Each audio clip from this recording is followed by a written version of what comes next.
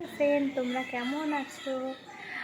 আমি নিজেই বুঝতে পারছি না যে আমি কী বলবো। আজকের প্রথম ব্লগ, হ্যাঁ, তোমাদের সঙ্গে শেয়ার করব। আমার লাইফের প্রথম আমি ব্লগ করছি। তোমরা সবাই সাপোর্ট করো যেন আমি অনেক দূর এগিয়ে যেতে পারি। হ্যাঁ, আচ্ছা, তোমরা তো সবাই জানো যে আমার কিছুদিন আগে আমার মেয়ের অন্নপ্রাশন গেছিলো। হ্যাঁ, যেহেতু দিদি দুর্গাপুরে ছিল, তার জন্য মানে দিদি আসতে পারিনি আমার মেয়ের অন্নপ্রাশনে। ইনস্টাগ্রাম, ফেসবুক, হোয়াটসঅ্যাপ সবে আমি স্ট্যাটাস দিয়েছিলাম, তোমরা দেখেছিলে। তোমরা সব কমেন্টে করেছিলে যে আমার মেয়ের মানে অন্নপ্রাশন আমি কেমনভাবে করেছি কিন্তু ভিডিওগুলো আমি এত ব্যস্ত ছিলাম যে আমি ভিডিওগুলো আমার সেন্ড করা হয়নি তোমাদের সঙ্গে। আমি ভেবেছিলাম যে তখনই একটা ব্লগ বানাবো, কিন্তু আমার সময়ে পাইনি তো ব্লগ। আদা রসুন কুচি করানো হয়ে গেছে। হ্যাঁ, এবার কাটাকাটি চলছে। পাঁচ তরকারির জন্য কাটাকাটি চলছে। আমার দিদি তো ঘেমে পুরো এত কাটাকাটি। আজকে প্রচন্ড গরম, আজকে তাও তবু কাটাকাটি চলছে। হয়ে গেছে দেখো, ক্যাপসিকাম, বেগুন, মূলো, উচ্ছে, কুমড়ো, কাঁচা কলা, বিন, পোস্তর জন্য আলু কাটা চলছে। রান্না করার দাদাটাকে বলেছিল আসতে, কিন্তু দাদাটা পুরো লেট করে দিয়েছে। তার জন্য মাই হেসেরে ঢুকে আগে থেকে কষাকষিগুলো করতে লেগেছে। মাই পাঁচ তরকারিটা বানিয়েছে, খেতেও দারুণ হয়েছিল।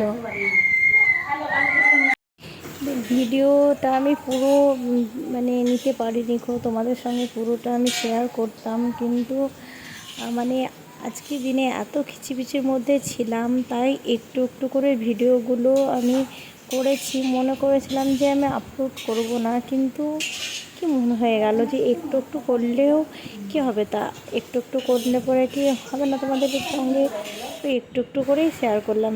দেখো পাঁচ তরকারির কালারটা দেখো, জাস্ট হেভি হয়েছে। দেখো মা মাটনগুলো ধুয়ে একদম ফ্রেশভাবে পরিষ্কার করছে, আর ওইদিকে দাদাভাই রান্নার কাজে লেগে গেছে।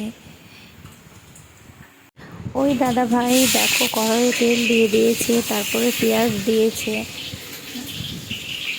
মা ভেবেছিল যে সব কিছু মা একাই হাতে করে নেবে, কিন্তু যেহেতু আমরা বাড়িতে তিনজন ছিলাম, আমাদের দাদাভাইও ছিল না আর আমার দুটো ছোটো ছোটো বাচ্চা, তার জন্য দাদাভাইকে ডাকা আর কি। আর আমার বড় মেয়েটা আমার মাকে তো একদমই ছাড়বে না, দিদা দিদা বলে সারাক্ষণ পেছনে পেছনে ঘুরে বেড়ায়। তার জন্য মায়ের রান্নাটা মায়ের মানে করা সম্ভব ছিল না। তারপরে আলু দিয়ে দিয়েছে, তাও মা কমেন্ট করে বলেছিল যে আলুটা প্রথমে ভেজে নিলে পরে বেশি খেতে সুন্দর হতো, কিন্তু এই দাদাভাইটা আবার কী তেলে প্রথমে তেলের পরে আলু দিয়ে দিল পেঁয়াজ দেওয়ার পর। আর আলু পোস্তটাই দাদাভাই অনেক তেল দিয়ে দিয়েছিল, আলু পোস্ততে তেল ভাসছিল রান্নাটায়। কিন্তু মা পাঁচ তরকারিটা বানিয়েছিল, খুব সুন্দর হয়েছিল খেতে। হ্যাঁ, আলু পোস্তটা খারাপ হয়নি, কিন্তু একটু তেল হয়ে গেছিলো যা, এটাই। তারপরে দাদাভাই লবণ দিয়ে দিল। তোমাদের সঙ্গে সব কিছু শেয়ার করছি, এই একটু একটু করে ভিডিও করেও মানে তোমাদের সঙ্গে শেয়ার করছি। ভালো লাগলে পরে কমেন্ট করিও, আর আমার চ্যানেলটা নতুন সাবস্ক্রাইবার করে দিও।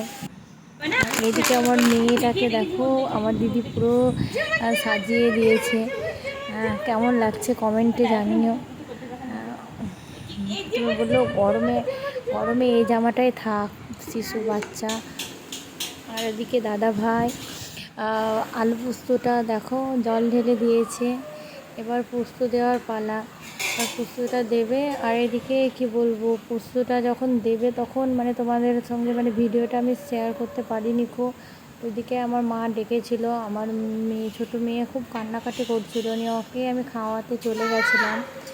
হ্যাঁ, তার জন্য তোমাদেরকে ভিডিওটা দিতে পারিনি। তারপরে এদিকে ডাল দেখো, ডালটা ফোড়ন দেওয়া হয়ে গেছে, ডালটা ঢেলে নিয়েছে দাদাভাই কুকার থেকে। হ্যাঁ, তারপরে আর এদিকে দেখো পাঁপড়টা ভেজে রেখে দিয়েছে একটা ক্যারের মধ্যে। আর ডালটা নামিয়ে ঢেলে নিয়েছে। তারপরে দেখো স্যালাড কাটা হয়ে গেছে। আর মাটনটা দেখো, আমি প্রথম থেকে তোমাদের সঙ্গে ভিডিওটা আমি শেয়ার করতে পারিনি, কারণ আমার মেয়ে খুব কান্নাকাটি করছিল, তার জন্য মিডিলটা করছি। আর এদিকে আমার দাদা ভাই দেখছে যে মাটনটা সিদ্ধ হয়েছে না না, তাই দেখছে হাঁড়ির মধ্যে ঢেলে নিয়ে। আর কড়াইটা না আমাদের অনেক বড় হয়ে গেছিলো, যেহেতু এর চেয়ে মানে ছোটো কড়াই নেই, তার জন্য এই কড়াইটাতে রান্না করতে হয়েছিল। আর এইদিকে দেখো গ্রেভিটা জাস্ট, আর ওটা অন্ধকার ছিল, তার জন্য ভালোভাবে ছবিটাও উঠেনি। সন্ধে হয়ে গেছে, এবার দিদিদের আসার পালি। হ্যাঁ, আর আমার মেয়েতে আর আমাদের অপেক্ষা করছে যে কখন আসবে। রান্না বান্না তো সব কমপ্লিট হয়ে গেছে, এবার দিদিরা এলে পরে এবার খাওয়া দাওয়া শুরু হয়ে যাবে।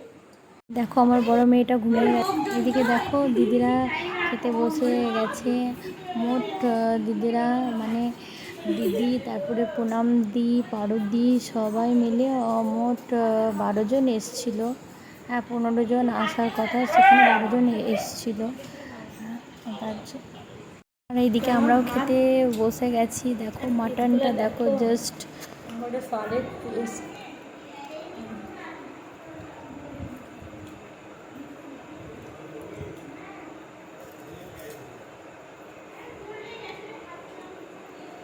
আর নেব না, অনেক খেয়ে নিয়েছি।